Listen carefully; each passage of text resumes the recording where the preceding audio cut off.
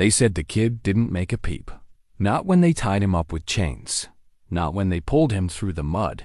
Not even when they yanked a sack over his head and knotted it with anal rope.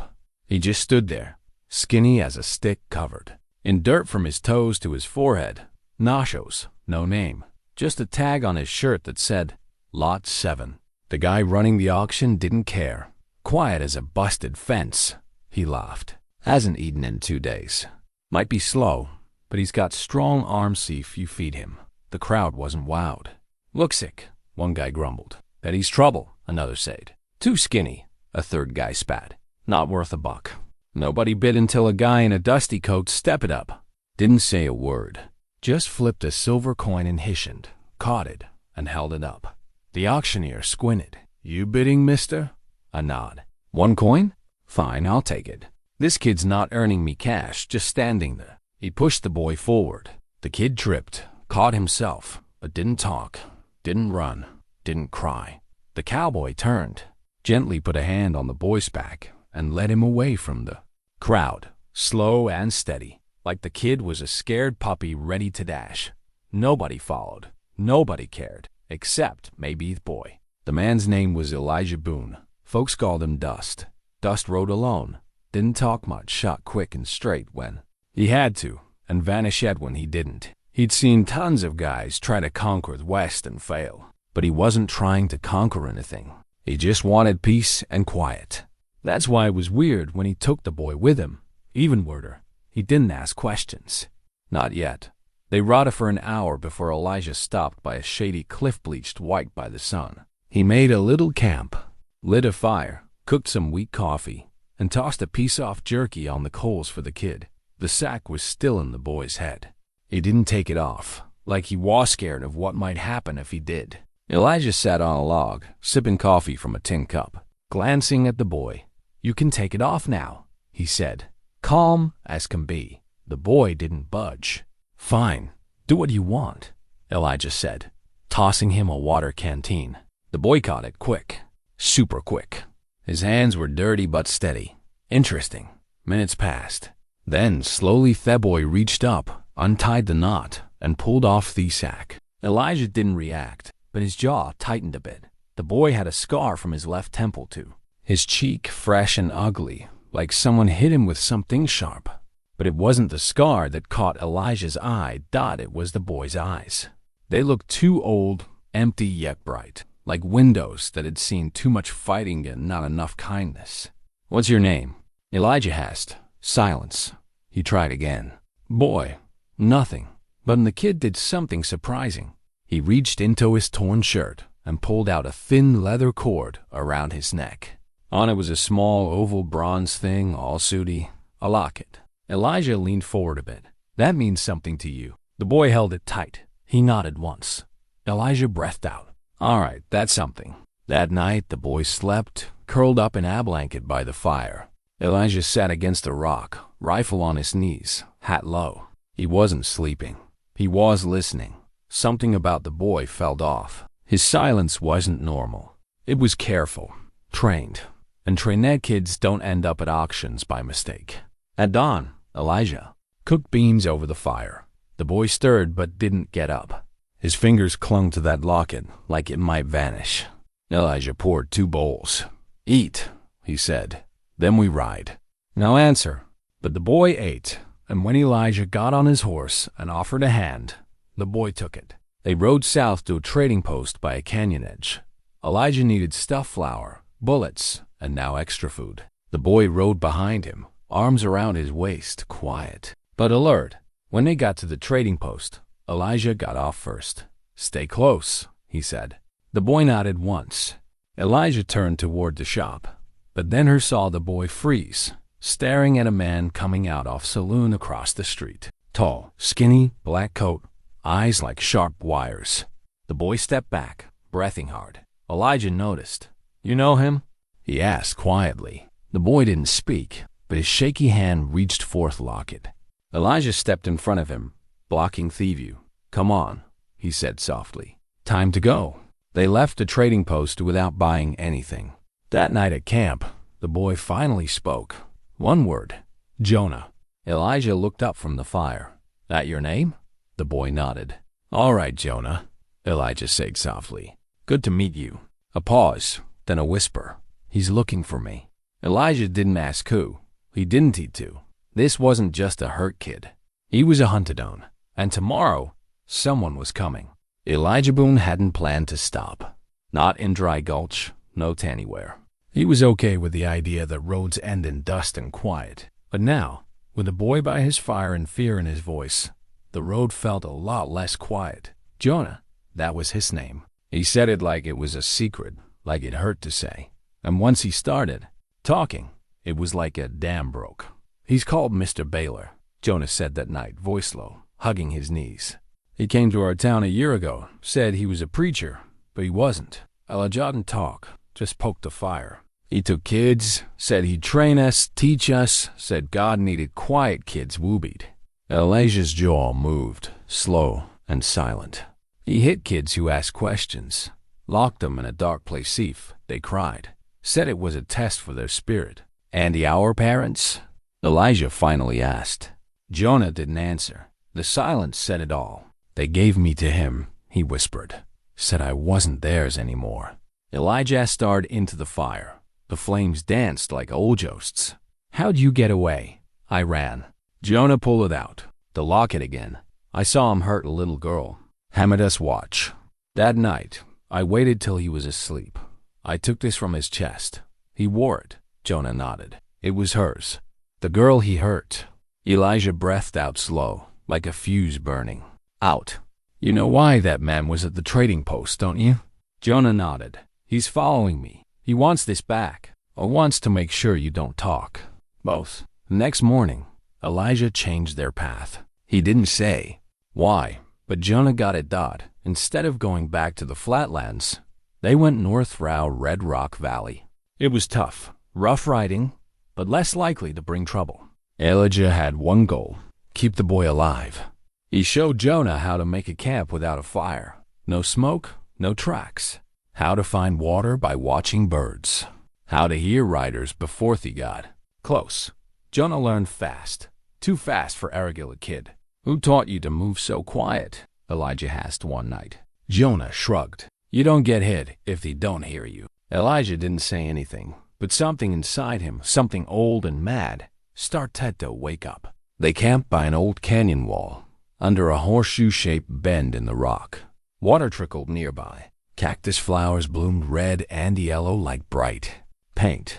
That night, Elijah cleaned his rifle while Jonah watched the moon rise. Were you always alone? Jonah asked. Elijah looked up. I'm in. Before me. The cowboy stared at the stars for a long time. Long enough to stop counting, he said finally. Jonah didn't talk after that, but he stayed closer to the fire. At dawn, hoofbeats. Elijah was already up. Jonah slept in his blanket, breathing steady. Elijah climbed the ridge above their camp and lay flat, looking out. There, a man on horseback, alone. Too far to see clearly, but the shape was obvious. Long coat, stiff hat, same careful posture. Baylor. Elijah slid down Therage. Calm, but quick. He shook Jonah awake.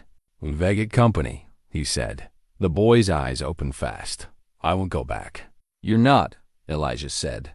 But we're not running either. Jonah blinked. Why?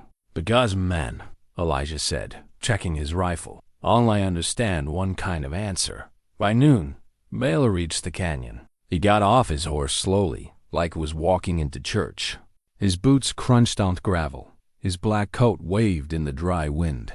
Elijah Boone, he called. They say you used to be a killer. I'm still pretty good at it. Elijah's voice came from behind a rock. Baylor smiled, but it wasn't nice. You took something that's mine. I don't see your name on him. He's a servant of God. No, he's a boy, and you're a liar. Baylor took a step forward. I have papers. A claim. I paid for him.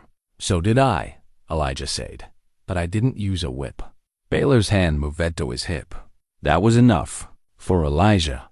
A shot came, not from Elijah, but from a small figure in the rocks above. Jonah. The bullet didn't hit Baylor, but it hit the ground near his foot, kicking up dust, making him freeze. Elijah stepped out, rifle raised. "Move again," he said, and I stopped warning. Baylor's eyes got small. "This isn't over." Elijah walked closer. "It is for you." Baylor looked at the boy. "He's broken. You know that. He'll never be anything." "No," Elijah said, lowering his rifle just enough to stare him down. "He'll be free." Baylor got on his horse, spat, and rode off. Elijah watched him disappear behind the ridge. Then he turned to Jonah, still up on the rocks, rifle shaking. In his hands. "You okay?" Elijah called. Jonah nodded. "I didn't miss on purpose." "I know." That night, the boy spoke again. "I thought he'd kill you." Elijah poured coffee. "I'm tougher to kill than I look. I've never had anyone stand up for me before." Cowboy sat beside him. "Well, get used to it." Jonah looked up. "You gonna keep me?" "I didn't buy you toll it, you go," Elijah said. Then added, "Unless you want to." Jonah shook his head fast. "No." He looked down. "Not yet." Elijah smiled for the first time. "Good." The trail to Stillwater Pass was rough and barely used, mostly because it wasn't really a trail. It was an old path Elijah hadn't ridden in years, winding through red rock gullies and narrow ridges where wagons wouldn't go.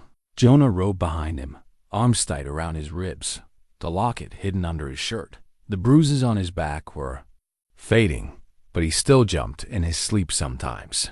And when a hawk screeched above, he looked up like someone was watching. Elijah didn't push him. He just rode. But as sun sank behind the hills and the desert wind cooled, he finally spoke. "Ever seen a town fattied?" Jonah shook his head. "You're about to." They reached Stillwater at twilight, or what was left of it. It used to be a mining town, mostly silver, with lots of saloons and big dreams. Then the silver ran out. The fights got nastier, and Thorough Road skipped it. Now it was quiet. Shutters banged in the wind. A few buildings stood, like skeletons of better days. The old church leaned like it was praying too hard. In the distance, a windmill's bones creaked with every gust. Elijah got off his horse, outside a two-story building with faded paint and a broken porch. This was the sheriff's office. Hesed. "You were a sheriff?" "For a bit." Jonah stepped carefully over a broken step. "What happened?" Elijah didn't answer right away. Then, softly, "The law changed." "I didn't." Inside, it smelled like dust and herbs, but it was dry, and the second floor was solid. They camped in the old jail cell. Funny, maybe, but the bars were strong, and the view was good. The only thing chasing them now was memory. That night, Elijah lit a small lantern and spread out a map. Jonah leaned over it. "This is Silver Basin," Elijah said, pointing. "That's where he came from, Baylor." The boy's fingers hovered over the map but didn't touch.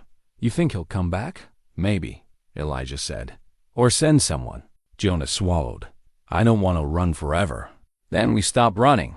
The next few days were calm. Elijah taught Jonah how to read tracks in the sand-broken twigs, hoof marks, boot prints, how to fish with string and patience, how to toss it so still rabbits forgot you were there. But the biggest lesson was one Elijah didn't say out loud. It was okay to just be, that someone could have your back without wanting something. One morning, Jonah found an old deck of cards in the sheriff's desk. He didn't know how to play, but Elijah showed him some tricks. Nothing big, just enough to make the boy laugh for the first time. It was small, crooked, but real. On the sixth day, they heard riders. 2 of them, far off, but coming fast. Elijah scanned the ridge, saw a flash of metal in the sun, a rifle barrel. He didn't wait. "Basement," he told Jonah. "Now." The boy decappered through the trapdoor while Elijah stepped into the light. He didn't hide, didn't run. He stood on the porch of the broken sheriff's office, rifle across his arms, hat low. The riders came into view slowly. One wore a red bandana. The other had Ascar on his chin. Both had pistols low on their hips, easy to grab. "Boone," the first called. "We ain't here for you." Elijah didn't move. "That so?" "Where?" "Hereford, what's ours?" "You got a receipt?" They laughed, but it wasn't friendly. "You think that boy's worth dying for?" Elijah raised an eyebrow. "Someone's gotta show him what he's worth." The first man reached for his gun, but Elijah was faster.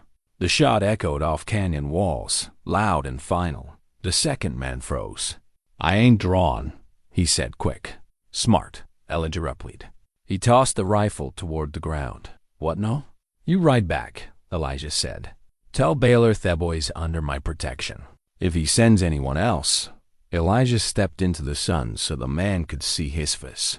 "He'd better bring a preacher, not to take the boy, but to bury what's left of the ones who try."